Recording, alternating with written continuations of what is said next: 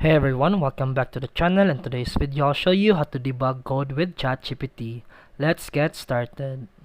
First, copy your error code. First, copy the piece of code that's causing the problem, whether it's Python, JavaScript, HTML, or anything else.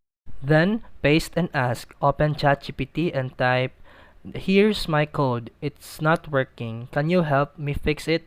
Then paste your code below it. Then read the suggestions. ChatGPT will analyze your code, explain what's wrong, and suggest a fix. It might point out a missing bracket, syntax error, or logic bug. Then you can ask for clarification. Don't understand the fix? Just reply, "Can you explain this like I'm a beginner?" It will break it down into simple terms.